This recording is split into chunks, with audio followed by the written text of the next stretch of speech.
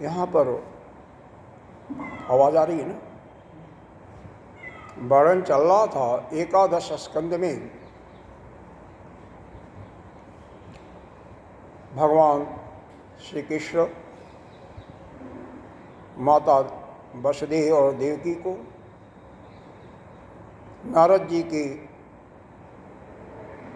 जी को निमित्त बना करके 9 योगियों की कथा के द्वारा उनको ज्ञान प्रदान किया।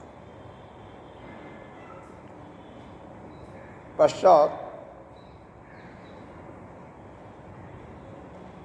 ब्रह्मा शिव अन्य देव आकर के भगवान से उनकी प्रार्थना करते हैं और वो धाम जाने के लिए निवेदन करते हैं कि हे प्रभु, जो आपका प्रयोजन था वो प्रयोजन पूरा हो चुका, अब अपने धाम को चलें।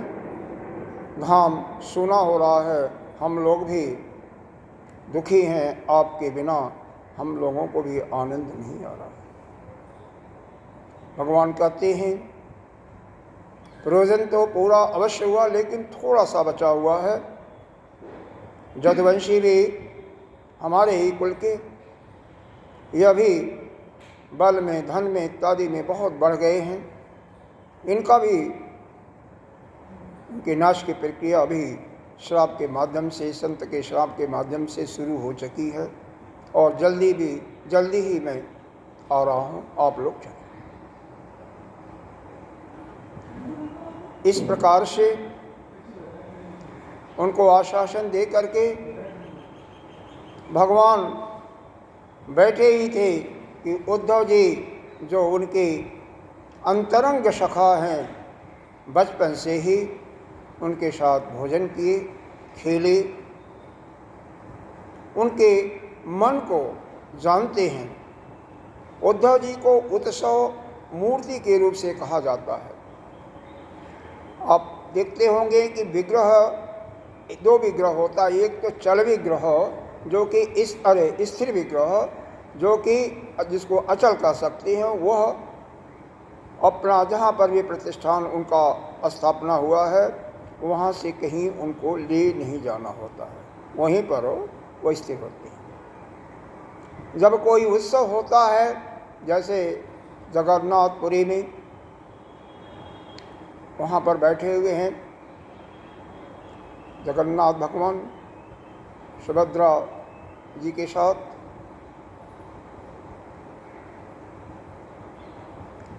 और प्रत्येक आषाढ़ की पूर्णिमा को उनका एक उत्सव निकाला जाता है, पूरे शहर में परिक्रमा कराया जाता है।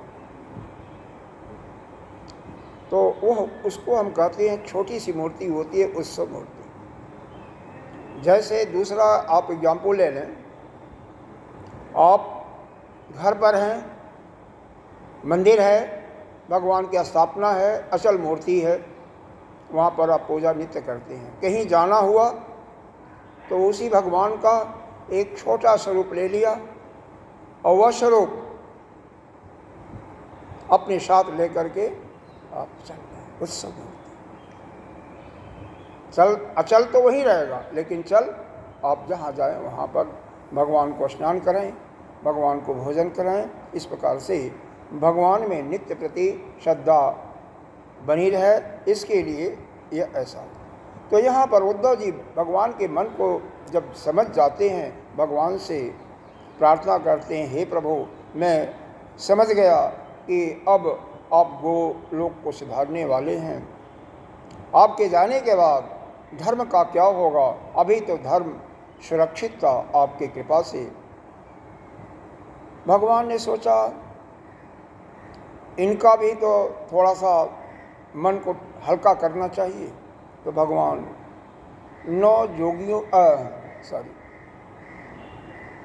अपने ही पूर्वज, जिनका स्वभाव ब्राह्मण जैसा था, राजा जदु, जो जजाति के ही पुत्र हैं देवयानी के माध्यम से, क्योंकि देवयानी ब्राह्मण थी, शुक्राचार्य की पुत्री है, तो इसलिए राजा जदु का गुण भी में ब्राह्मणत्व कूट कूट करके भरा हुआ था। जजाति के कारण तेज भी था, लेकिन ब्राह्मणत्व भी था।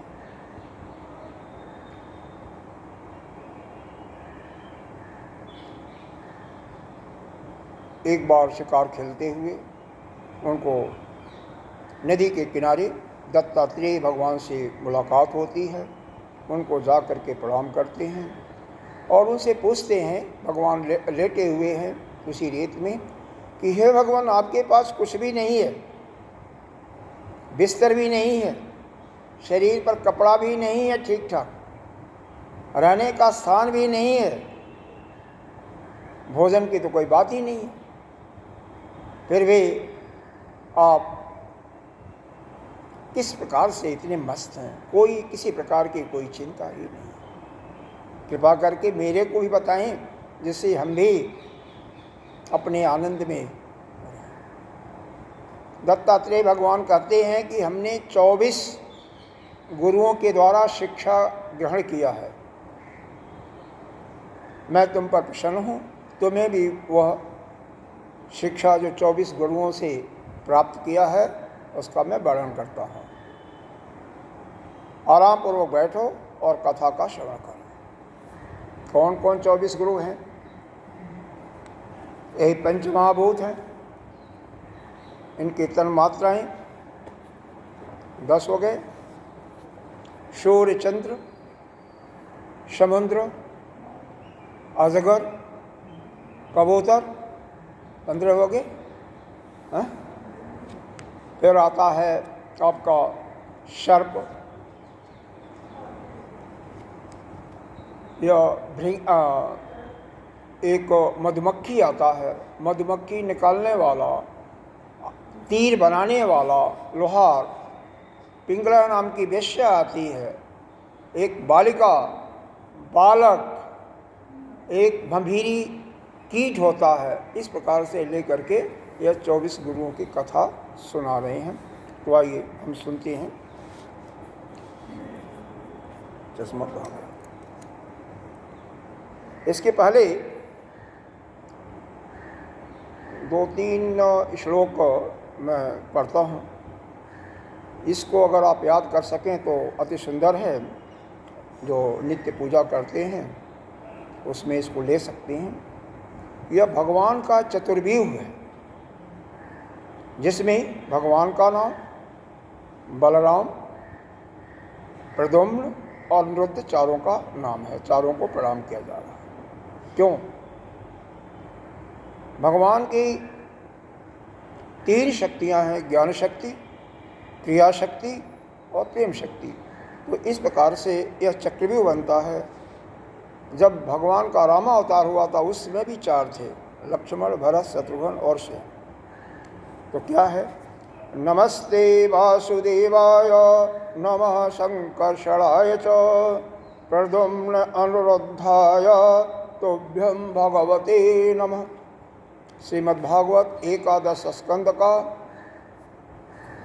अध्याय 5 श्लोक 29, 30 और फिर श्लोक 33, 34। यह प्रार्थना बहुत है, लेकिन 2 श्लोकों को और मैं पढ़ रहा हूँ।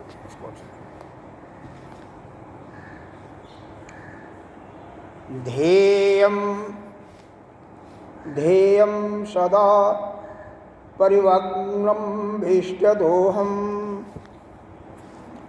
यह लाइट है। तीर्थास्पदं शिवविरञ्चिनुतं शरण्यं वृत्तातिहं प्रणतपाल्भवाभिभूतं वन्दे महापुरुष ते चरणारविन्दम्। त्यक्त्वा सुदशस्य सुरेप्सितराजलक्ष्मी धर्मिष्ठ आर्यवचसा जदगादरणीयम्। मायामृगं दयित ईप्सितमन्यधावद् वन्दे महापुरुष ते चरणारविन्दम्। भगवान के चरणों की वंदना की गई है। उनके गुणों के आधार पर भगवान के यह वंदना की गई है। और भगवान की वंदना हमें नित्य किसी न किसी रूप में करनी चाहिए। किसी श्लोक के माध्यम से, किसी ऋचा के माध्यम से, अगर नहीं होता है तो भगवान का नाम तो सबसे आसान और सहज सबके पास उपलब्ध है। चाहे भगवान राम को लें सोपाधिक ब्रह्म में, चाहे कृष्ण को माने, चाहे शिव को माने, दुर्गा माने, किसी को माने, सूर्य को माने, सभी के उपलब्ध हैं। तो कम से कम नाम का जाप होना ही चाहिए, क्योंकि मन की एकाग्रता के लिए निरंतर मनन आवश्यक है। अब आते हैं 7वें स्कंद की चर्चा चल रही थी, जिसमें यह 24 गुरुओं की कथा है। पहले गुरु पृथ्वी माँ को माना गया है। इन्होंने जो सुना रहे हैं क्या है, भूमि भार अवताराय, अरे सॉरी मैं कोई आगे तो नहीं चला गया, नहीं वही है। भूमि भार अवताराय पुरा विज्ञापित प्रभो त्वम् अस्माभिरेशेषात् तत्तथैवोपपादितम्। सारी ये ब्रह्मा जी की प्रार्थना है, बाहर कहीं और कुछ है उसको कथा को, क्योंकि बहुत ज़्यादा हम जाएंगे तो ये पूरा नहीं होगा, इसलिए ज़्यादा प्रार्थना में अपने मन को नहीं लगाना। हम 7वें अध्याय में जहाँ पर कथा चल रही है वहाँ पर चलते हैं, उसी को। ये मन तो ऐसा है ना, जहाँ पर रम जाए बस उससे एकाकार रूप उसका धारण कर लेता है और फिर उसी तरफ वो चलता रहता है। इसलिए हमेशा सजग रहना चाहिए। हालांकि ये भगवान की कथा है, भगवान भी अपने माता पिता को भी नारद के निमित्त से जोगियों के द्वारा वही कथा सुनाते हैं, जिससे पिता और माता का भगवान में प्रेम, अतिशय प्रेम हो और हम लोगों का भी हो। क्योंकि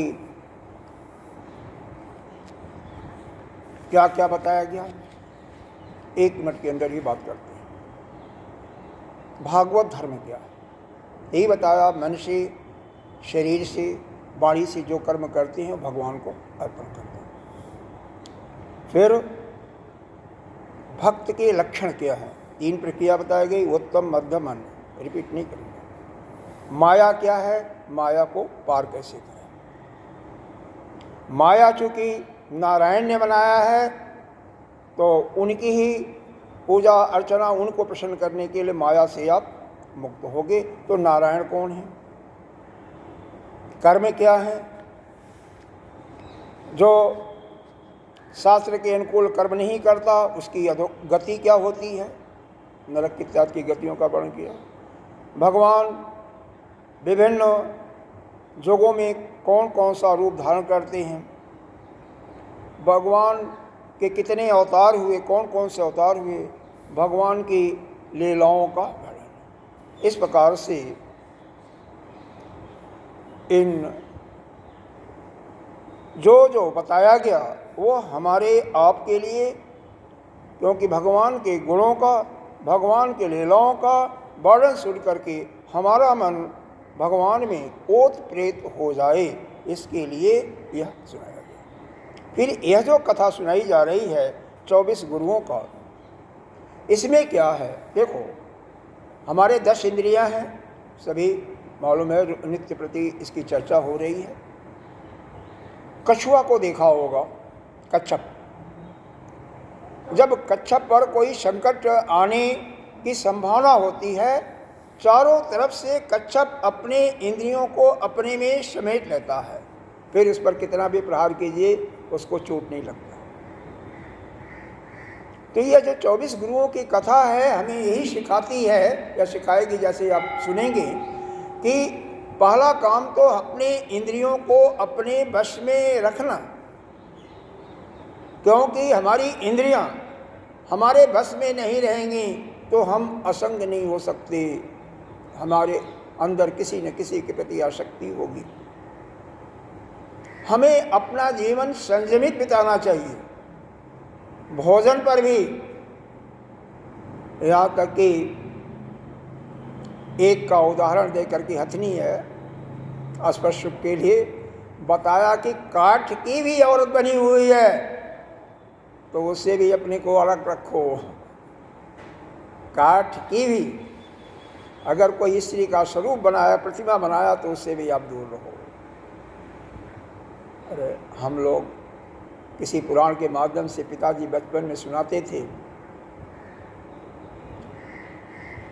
आपकी बहन हो, कोई भी नज़दीक से नज़दीक आपका प्रिय हो, लेकिन अकेले में उसके साथ वार्तालाप नहीं होनी चाहिए। कभी भी समाज में बाहर जाओ घर से, अपने कमरे से, तो आपका शरीर ढका हुआ होना चाहिए, चाहे स्त्री हो चाहे पुरुष हो, लड़का हो लड़की हो। आजकल तो हम कुछ उल्टा ही देखते हैं। अपनी रंग धड़ंग दिखाने का हमारा एक प्रकार से हमें अच्छा लगता है, और जो कि इसीलिए वह फंसते भी हैं, शिकार भी होते हैं, व्यभिचार भी उन्हीं के साथ होता है जो अपने को दिखाना चाहते हैं। तो खैर, पहले अब पृथ्वी माँ का दर्शन करें। पृथ्वी से हम क्या सीखते हैं? देखो, पृथ्वी के तो यह जो इंद्रियों को बस में करने के लिए सब सारा मसाला दिया जा रहा है कि आप अपने को बिल्कुल कंट्रोल करो, आपका भोजन भी कंट्रोल हो, सब कुछ कंट्रोल हो, ठीक है। आप चलो, समाज में चलो, लेकिन निसंग रहो, किसी से लिप्त मत हो। यही सब बताने के लिए सब कथा सुनाई जा रही है, जिससे आपका जीवन भी मर्यादित हो जाए, अमर्यादित उच्छृंखल जीवन हमारा न हो। चलिए 2 श्लोक पढ़ लेते हैं पृथ्वी के रूप में, फिर उसके बाद आगे बढ़ते हैं। यतो जदु अनशिक्षामि जथा वा नहुष आत्मजः जतथा पुरुष व्याघ्र निबोध कथयामिति भूतैः आक्रम्यमाणोऽपि धीरो देववशानुगैः तद्विद्वान् चलेन मार्गदन्न शिक्षम क्षितिवृतम। क्या बताया इन्होंने? पृथ्वी पर कितना भीषण अत्याचार हो रहा है।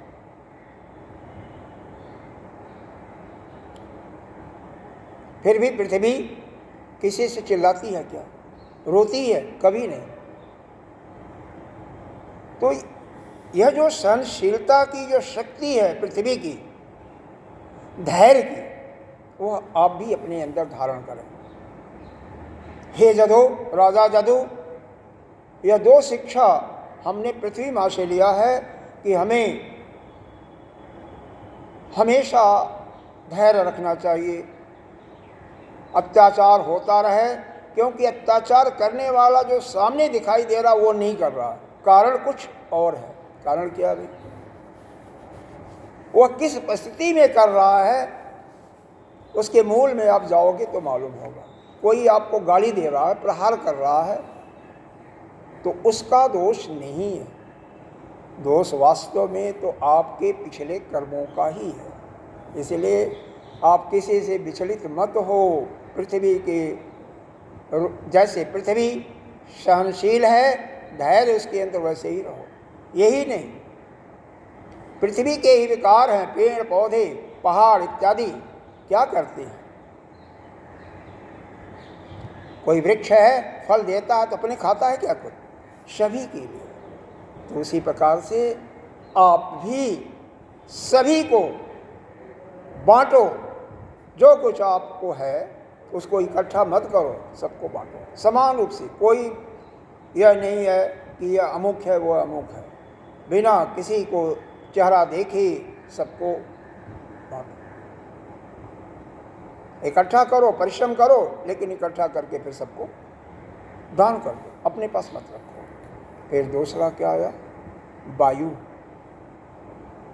इसके भी एक हैं तो बहुत श्लोक, लेकिन 2 श्लोक इसका भी है, 1 श्लोक पढ़ते हैं क्योंकि हमें तो आगे बढ़ना है ना।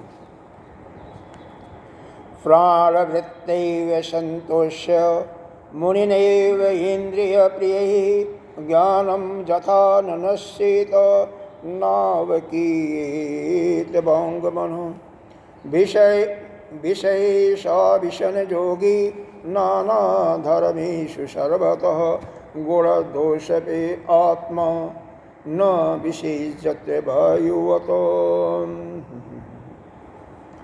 दो प्रकार का यहाँ दिया।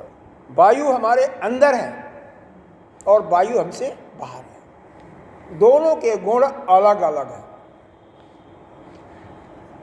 जो हमारे अंदर वायु है, अगर वो वायु मान लीजिए निकाल दिया आपने अधिक से अधिक, तो थोड़ी सी वायु लेकर के आपका काम चल जाता है। थोड़ा सा सांस लिया, काम चल जाएगा। हालांकि सांस की क्रिया निरंतर चलती रहती है। उसी प्रकार से आप भी थोड़ा सा भोजन करो, ज़्यादा नहीं, उतना ही जितना आपका जीवन चल सके। स्वाद के लिए भोजन मत करो। यह तो अंदर के वायु से शिक्षा दिया। कई महात्मा कहते हैं भाई जितनी भूख है, और वेद भी यही कहता है, चरक संहिता भी यही कहती है, उसका आधा भोजन करो। आपकी भोजन की 2 रोटी की है तो 1 रोटी करो, 4 रोटी की है तो 2 रोटी खाओ।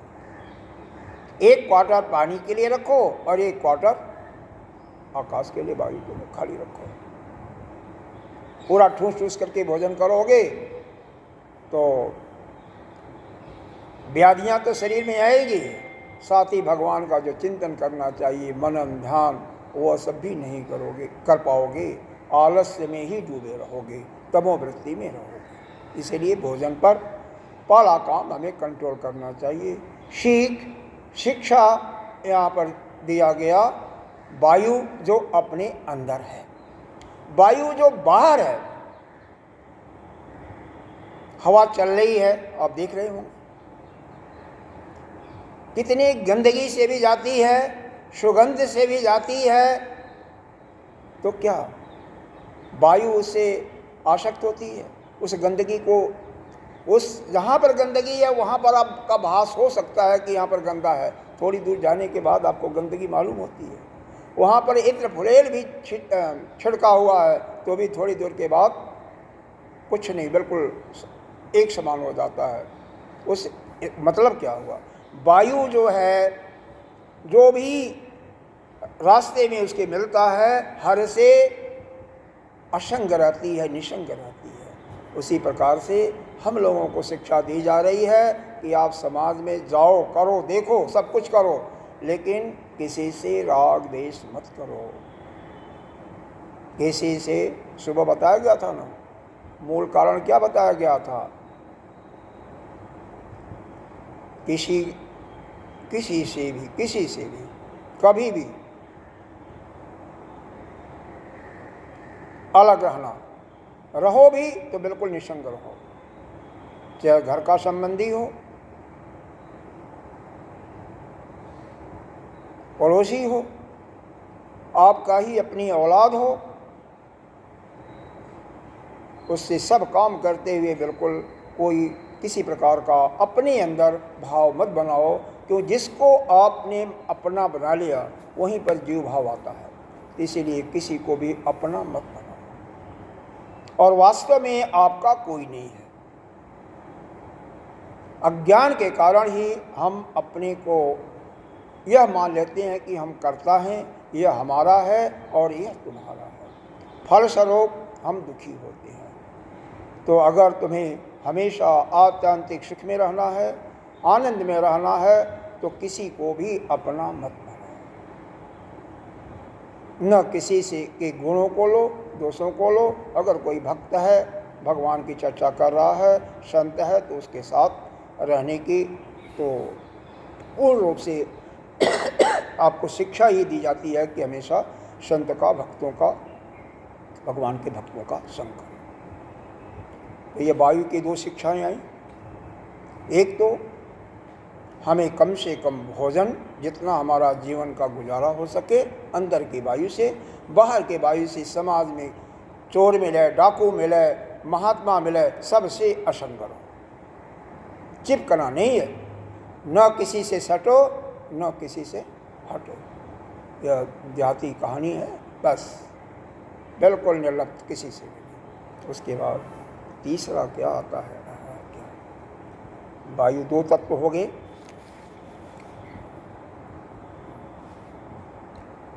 आकाश, ये लाइट क्यों नहीं? नहीं,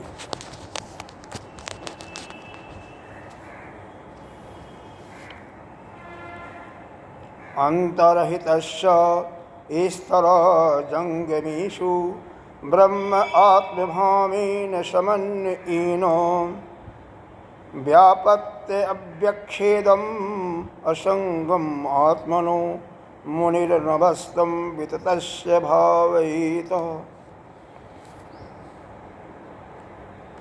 यद्यपि आत्मा का आकाश के साथ कोई तुलना नहीं की जा सकती है, लेकिन जैसे आकाश व्यापक है, न उसका प्रारंभ आपको दिखाई देगा और न अंतिम स्टेज दिखाई देगा, उसी प्रकार से आप जो हो यानी आपकी आत्मा व्यापक है।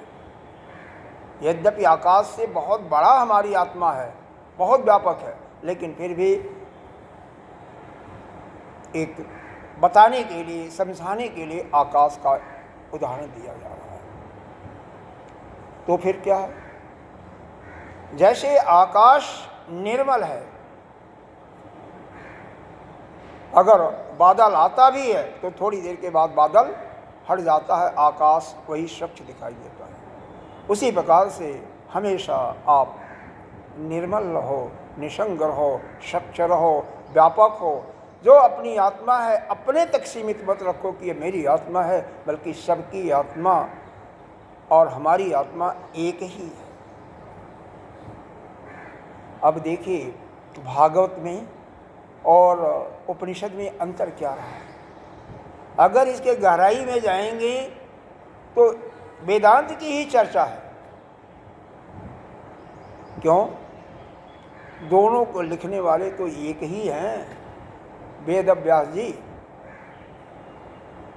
वेद का संकलन किया है, अपना ज्ञान उसमें उन्होंने नहीं बखेरा है, केवल संकलन है और यह लिखा है, स्वयं का ज्ञान है।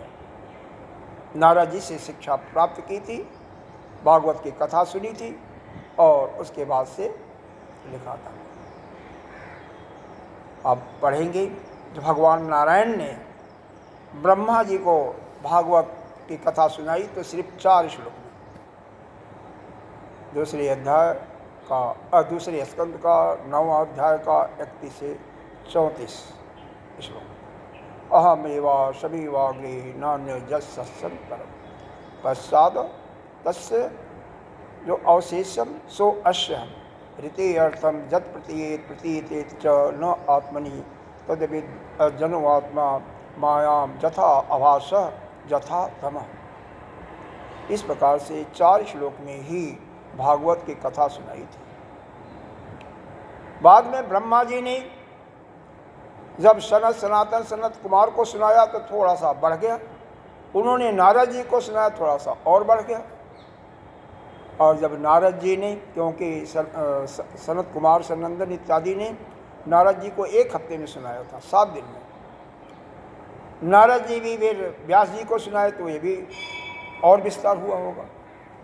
और फिर उन्होंने 18,000 श्लोकों का यह श्रीमद् भागवत की कथा लिखी। इसका जो पहले 6 अध्याय में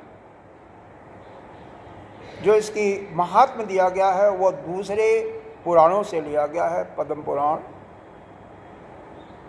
और अन्य पुराण से, स्कंद पुराण से। ठीक है। इस प्रकार से कोई भी, जैसे हमने कुछ शब्द बोला, आपने दूसरे को बताया, थोड़ा सा बढ़ जाएगा, क्योंकि आपकी भी बुद्धि उसमें थोड़ी सी आ जाती है। दूसरे ने तीसरे से कहा और फैल गया, इस प्रकार से फैलता फैलता गया। इस प्रकार से 4 श्लोक ही एक 18,000 श्लोकों में कोठारी बन गया है। तो आकाश के समान ही हमारी आत्मा है, जो कि केवल हमारे ही अंदर नहीं है, बल्कि पूरे सृष्टि को व्याप्त की हुई है। इसको समझ। अगर सृष्टि को व्याप्त किया हुआ, सृष्टि में अंदर भी है बाहर भी है, तभी तो वह ब्रह्म, उसको बाद में आप कहोगे कि ही ब्रह्म है। आत्मा में, हमारी आत्मा ब्रह्म में कोई अंतर नहीं है, दोनों एक है। आज इसको संकीर्ण मान लोगे तो कैसे करोगे, कैसे तुलना करोगे, कैसे कहोगे कि हम ही ब्रह्म हैं, हम ब्रह्मास्मि? इसका मतलब ये झूठा हो जाएगा। बहुत सुंदर तरीके से फिर जल में क्या लिया इन्होंने, सक्षः प्रकृतितः ईशनोग्धो माधुर्य तीर्थ भूर्ण मुनि पुनःत्यमा मित्र मीक्षोम स्पर्श कीर्तन। जैसे जल क्या है, स्वच्छ है, अस्निग्ध, थोड़ा सा मधुरता है, स्वादिष्ट है, और क्या है। जैसे जल माधुर्य में, जल के अंदर माधुर्यता है, वैसे आपकी वाणी मधुर होनी चाहिए, कर्कश नहीं होनी चाहिए। भाई मेरी वाणी तो कर्कश है, क्या करोगे। जैसे जल स्वच्छ है वैसे हमारी आत्मा भी स्वच्छ होनी चाहिए। बल में जब हम बोलें तो मिठास हो, भरा हुआ मिठास हो, किसी को बुरा न लगे। लेकिन एक तो और भी हम देखते हैं ना, जो कि यहाँ पर तो नहीं है, कि बोलते तो मीठा है लेकिन अंदर विष का पिटारा होता, तो वह नहीं होना चाहिए। अंदर से बाहर से माधुर्यता हो, जो बाहर हो वही अंदर, जो आप कह रहे हैं वही आपका अंदर भी हो। यह तभी संभव है जब आपका अंतःकरण जल जैसे ही स्वच्छ हो। जैसे जल के अंदर गंदगी आती है लेकिन थोड़ी देर में गंदगी नीचे जम जाती है, शांत हो जाता है, उसी प्रकार से आप के मन पर वातावरण का प्रभाव आता है, बाहर से गंदगी आती है तो आप उसको, मन को एकाग्र करके ध्यान में जा करके उसको साफ कर दो। यह जल से शिक्षा। जल का काम क्या है, निरंतर चलता रहता। किसी नदी को देखो और उसके बाद जब शांत हो गया तो बिल्कुल शांत है, उसी प्रकार से आप भी शांत रहिए। जब कुछ नहीं करें बिल्कुल शांत रहिए, बिना प्रयोजन के कोई भी शब्द मुंह से नहीं निकलना चाहिए। आगे क्या है, अग्नि तेजसी तपसा दीप्तो दुर्दशो दरभाजन सर्वभक्षोपि युक्तात्मा न दत्ते मलम अग्निवतो। लकड़ी है, टेढ़ी है, मेढ़ी है, लंबी है, पतली है, मोटी है, क्या होता है, अग्नि में जल करके सब भस्म हो जाता है। वह प्रकाश अग्नि कर रही है, प्रज्वलित हो रही है, वह उसका भोग स्वयं नहीं कर रही है, जो उसके समीप जाएगा वो भोग करेगा। उसी प्रकार से आपके अंदर जो है अग्नि के जैसे तेजवान बनो, देदीप्यमान बनो और जो कुछ है सबको बांटो। अग्नि के अंदर जो मल होता है, गंदगी होती है, वह दग्ध हो जाती है, यानी जल करके उसका अस्तित्व, गंदगी का अस्तित्व खत्म हो जाता है। उसी प्रकार से आपके अंदर भी जो अज्ञान है, अपने अंदर ज्ञान की चिंगारी से उसकी पूरी उसको प्रकाश में लाओ। ज्ञान होगा तभी तो प्रकाश आएगा, ज्योति होगी, और उस ज्योति से, ज्ञान स्वरूप ज्योति से उस अज्ञान को, जो मल है, जन्म जन्मांतर का मल है, उसका नाश कर दो, सफाया कर दो। समझ में आ रहा है? हमारा एक चित्त ऐसा है जो कि कहाँ पर है, इसके लिए तो बहुत विवाद होता है। कोई कहता है यहाँ पर है, कोई कहता है यहाँ पर है, लेकिन हृदय गुहा में जनरली हमारे शास्त्र में वर्णन आता है। हृदय गुहा, हृदय गुहा कहते हैं यहाँ पर थोड़ा सा गड्ढा होता है, वहाँ पर है। क्योंकि इसको चीड़ फाड़ करके देख नहीं सकते।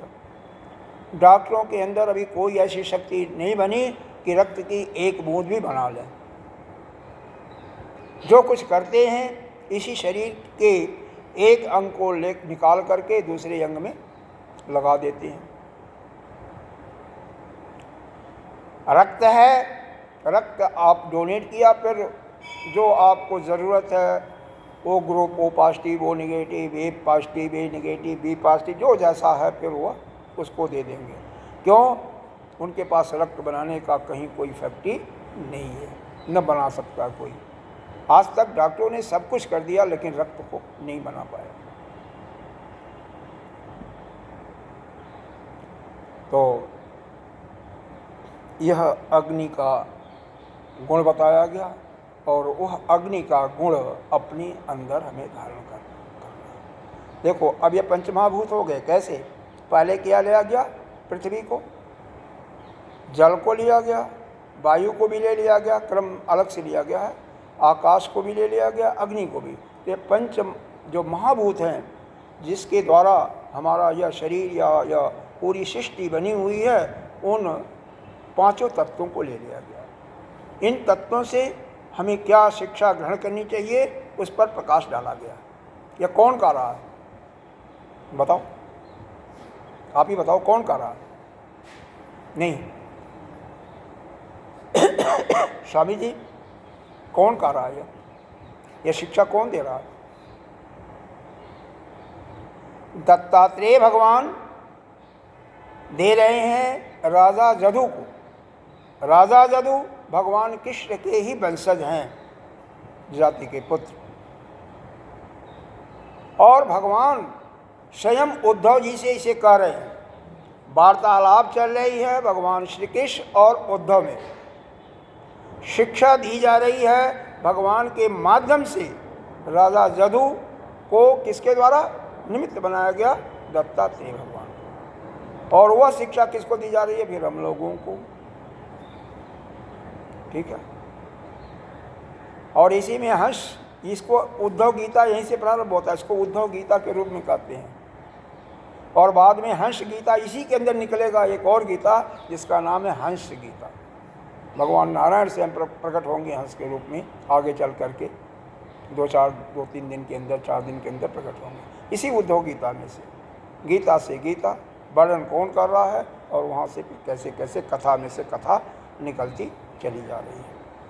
अब इसके बाद आगे चलती हैं। अब चंद्रमा और सूर्य से शिक्षा ली जा रही है। चंद्रमा क्या है? चंद्रमा की कलाएं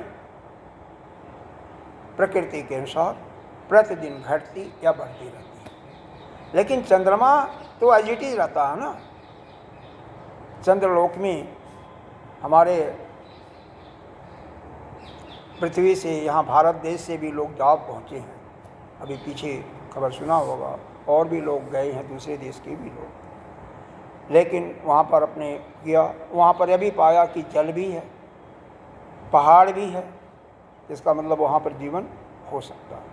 मनुष्य या जीव वहीं रह सकता है जहाँ पर पहाड़ हो, जल हो, वायु हो। जल वायु जहाँ पर होगी तहाँ पर जीव रह सकता है। वहाँ पर बर्फ़ की चट्टानें हैं, बर्फ़ की चट्टानें तो जल मिलेगा, वहाँ से पिघलेगा, जल मिलेगा।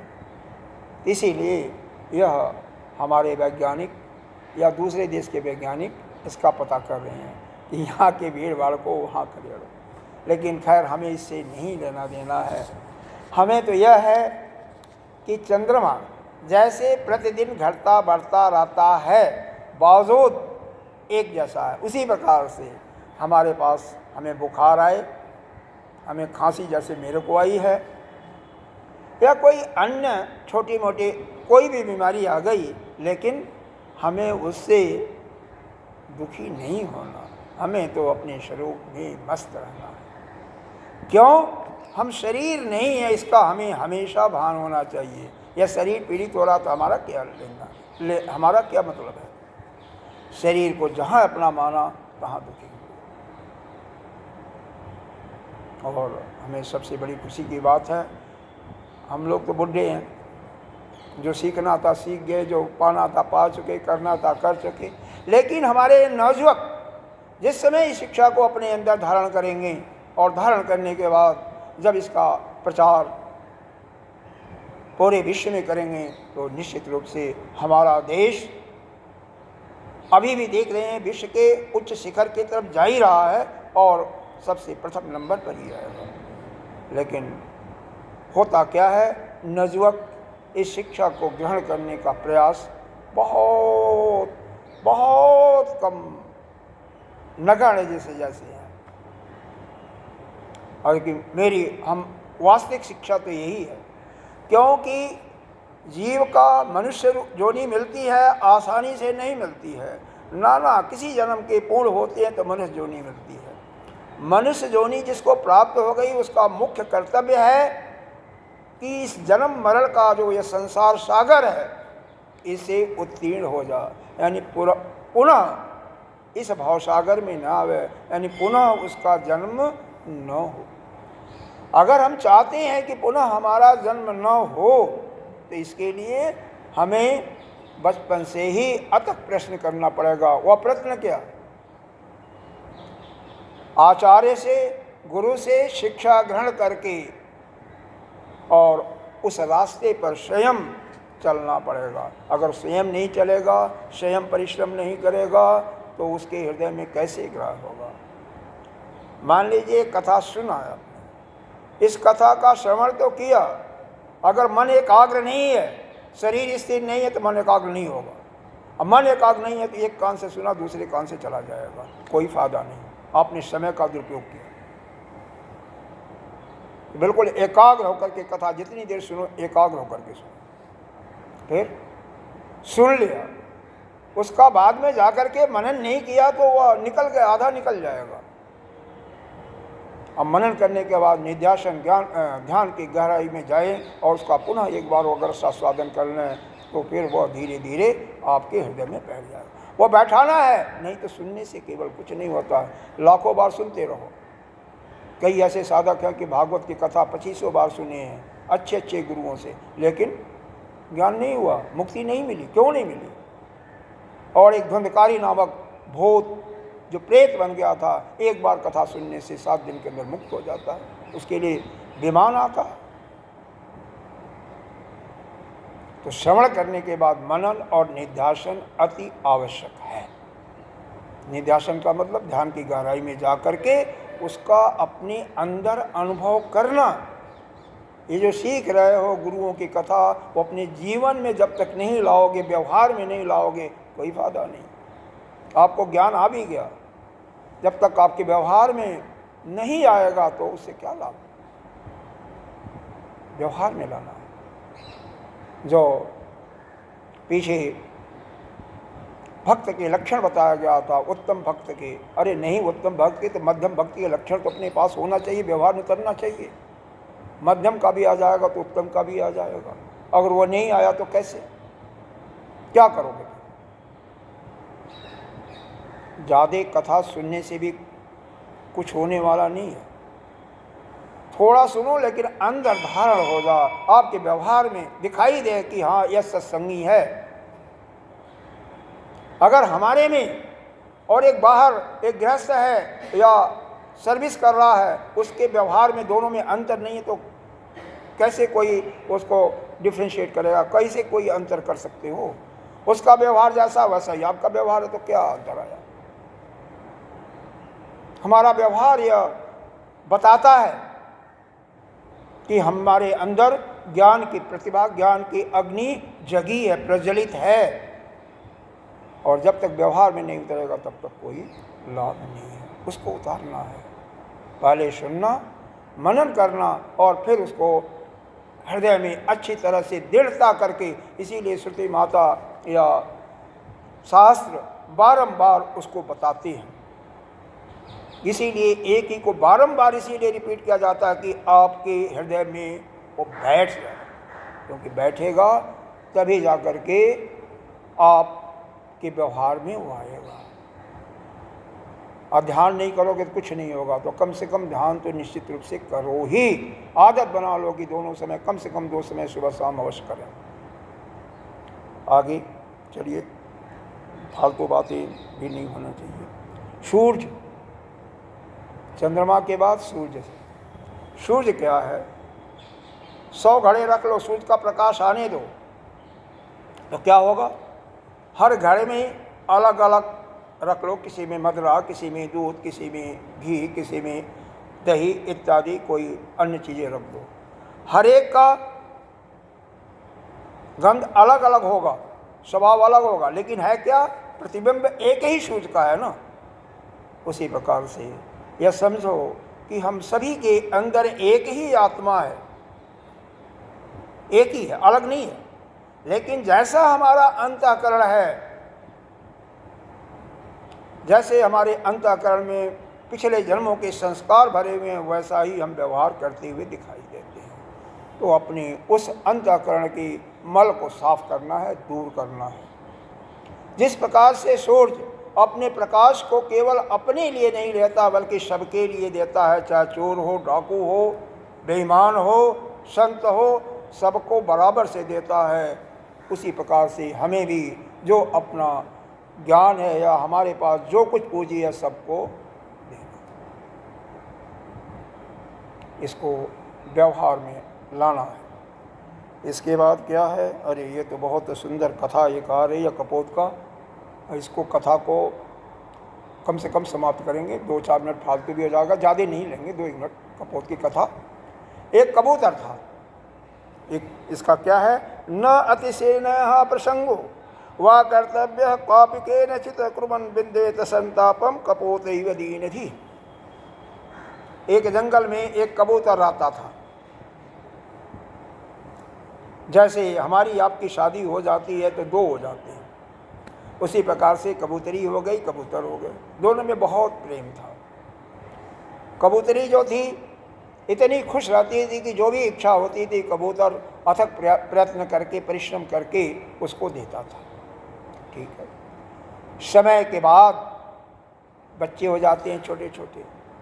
यह कबूतर कबूतरनी का किस्सा नहीं है, यह हमारी किस्सा है, हमारी अपनी कहानी है। बहुत ध्यान से सुनो,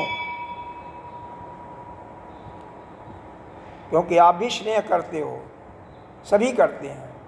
उसी पर डंडा मारा प्रहार किया जा रहा है। दोनों के बच्चे जब हो जाते हैं, छोटे छोटे बच्चे, जैसे आपके बच्चे बहुत तोतली भाषा में बोल करके आपको क्या करते हैं? मोहित कर देते हैं। उसी प्रकार से वह कुकड़ू कुकड़ू जो कुछ बोलते होंगे उनकी भाषा बोल करके कबूतर और कबूतरी, कबूतरनी उसी में मुग्ध हो जाते हैं, उसके माया के जाल में फंस जाते हैं। धीरे धीरे बच्चे बढ़ने लगे, अब बच्चों की भूख भी बढ़ गई। ये जा करके दोनों दिन भर अथक प्रयास से चारा चूकते थे और आकर के उसको खिलाते थे। जब बच्चे माता पिता को देखते थे, बच्चे बहुत खुश हो जाते थे और माँ कबूतर कबूतरनी उसको अपने मुंह से चोंच में डाल करके खिलाते थे। कितना आनंद होता था, दोनों बहुत खुशी होते थे, बच्चे भी खुश होते थे। उसी प्रकार से आप अपने लिए, अपने परिवार में स्वयं देखें। यहाँ का शिक्षा दिया जा रहा है, किसी से अतिशय प्रेम नहीं करना चाहिए। प्रेम पर यह कुठार मारा जा रहा है, क्योंकि उसका परिणाम क्या होगा अभी बताया जा रहा है। परिणाम बुरा होता है, अच्छा नहीं होता है। क्या हुआ इनके साथ? एक बार दोनों चारा चुगने के लिए गए हैं, कबूतर और कबूतरनी। एक बहेलिया आता है, जाल बिछा देता है, दाना डाल देता है। कई बार सुने होंगे दूसरे रूप में या इस रूप में। बच्चे चू चू करते हुए उसमें आ जाते हैं और जाल के अंदर फंस जाते हैं। जब बच्चे फंस गए, सायंकालीन जब कबूतर अभी नहीं आया है, कबूतरनी आई है सिर्फ, उसकी माँ बच्चे को देखती है कहीं नहीं, फिर नीचे देखती है कि जाल में फंसे हुए चू चू कर रहे हैं, बच्चे बुला रहे हैं, वो अभी जा कर के फंस जाती है। यह प्रेम का वह है, क्या बोलता, उसका फल, अतिशय प्रेम करने का फल। एक तो मर रहा है, दूसरा अपने आप उसी में कूद करके मरने के लिए तैयार हो गया। वहाँ पर हमें यह सोचना चाहिए वह अपने कर्म का भोग करने के लिए यहाँ पर आया हुआ है ना। आपका बेटा है, बेटी है, पोता पोती कोई है, आप अपने कर्मों का फल भोग रहे हैं, आपका उसका कोई नाता नहीं है, वो अपने सुख के लिए आया है। इसलिए प्रेम, और वो भी अतिशय प्रेम करना बहुत ही खतरनाक है। वह भी फंस गई। बाद में कबूतर भी आता है, सोचता है कि हमारी कबूतरनी हमने इतना प्रेम करते थे, वो हमारी इतनी प्रिय थी, वो हम पर सारा प्रेम उड़े रहती थी, बच्चे भी, वो नहीं रहेंगे तो मैं क्या करती हूँ। अंत में कबूतर भी स्वयं जा कर के जाल में फंस जाता है, पूरा परिवार। और वो इतना, जो आपका क्या नाम है, क्या कहते हैं उसको, बहरिया था, जल्लाद ही होते हैं, वो तो सबको पा करके बहुत खुश होता है और अपना भंडारा करता है, जैसे भी आप लोग करते हैं, खुश होता है। इधर पूरा का पूरा परिवार सिमट जाता है। उसी प्रकार से हम आप प्यार में फंस करके अपने को समाप्त कर देते हैं। जो हमारा उद्देश्य था कि हमें इस जन्म मरण के संसार के, मृत्यु का जो सागर है संसार, इससे उत्तीर्ण होना है, पुनः नहीं आना है, लेकिन वह उद्देश्य अधूरा रह करके आप बीच में ही प्रेम करके चले जाते हैं। हमेशा हमारा प्रयोजन जब हमारे सामने रहेगा, देखिए एक निबंध चतुष्टय आता है, कोई भी शास्त्र होता है तो निबंध चतुष्टय के अनुसार उसकी चर्चा होती है। 4 चीज़ें होती है, विषय क्या है, उसका अधिकारी कौन है, उसका प्रयोजन क्या है, उद्देश्य क्या है, और उद्देश्य में और विषय में संबंध क्या है, कैसे वो उस विषय को प्राप्त करेगा। यहाँ पर क्या है, श्रीमद् भागवत पढ़ रहे हैं तो इसका विषय क्या है, केवल भगवान की कथा नहीं है, आपकी मृत्यु सुधरने के लिए कथा है। आपको ध्यान होगा, जब राजा परीक्षित घर छोड़ करके, सिंहासन छोड़ करके आए थे, तो जब सुखदेव महाराज आते हैं तो उनका पहला प्रश्न था कि मृत्यु हमारी कैसे सुधरे। जन्म मरण से छुटकारा लेना इसका मूल उनका प्रयोजन था। तो प्रयोजन यहाँ पर जन्म मरण का छुटकारा है। समय उतना नहीं गवाही देगा, नहीं, किस लोग के माध्यम से यहीं से बताया जाता है। विषय क्या हुआ, ज्ञान की प्राप्ति या ब्रह्म विद्या की प्राप्ति, जो कि सुखदेव जी के महाराज से उनको सुनाया जाता है। संबंध ज्ञान जब हो गया तो राजा परीक्षित अंतिम समय में जब पूछा, 7वें दिन जब तक वह जिंदा थे, तो कहते मैं तो जीते जीते अपने स्वरूप में स्थित हो गया। तो अपने स्वरूप में स्थित हो गए सर्प के डसने के पहले ही। तो यह कथा का प्रयोजन यही है कि सुनते सुनते सुनने के बाद 7 दिन सुना और उसके बाद अपने स्वरूप में स्थित हो गए, जन्म मरण के चक्कर से छुटकारा हो गया। इसका अधिकारी कौन होता है, अधिकारी केवल भगवान में भक्ति होना चाहिए। उपनिषद के लिए तो बहुत है, ज्ञान भी हो, वैराग्य भी हो, समदम खर संपत्तियाँ हो, मुमुक्षुत्व भी है, वहाँ पर तो सबके लिए नहीं है। लेकिन यह तो कोई भी थोड़ा सा किंचित मात्र, लेश मात्र में भगवान में श्रद्धा है, भक्ति है, तो ये सुन सकता है। केवल शांत बैठना है और शांत बैठ करके कथा का श्रवण करने के बाद में मनन और चिंतन। लेकिन एकाग्रचित कंडीशन है, जो एकाग्रचित होकर के कथा नहीं सुनेगा उसको पूरा फल नहीं मिलने वाला। तो इस कम से कम यह कितने गुरु हो गए, 8 हो गए, 8 हो गए, 9 हो गए, जो भी हो गए, 5 महाभूत, सूर्य चंद्र और कबूतर, 8 ही हुआ ना। कम से कम 8, जो 4 गुरुओं की कथा को अपने अंदर धारण कर लेगा, समझो वो पास है। अगर कल पूछने पर वो भी नहीं आया तो धारण कैसे होगा? पहले तो आवे, कथा अपने अंदर दृढ़ हो जाए, तभी जाकर के धारण होगा, उसके पहले नहीं होगा। इन्हीं शब्दों के साथ मैं विराम देता हूँ।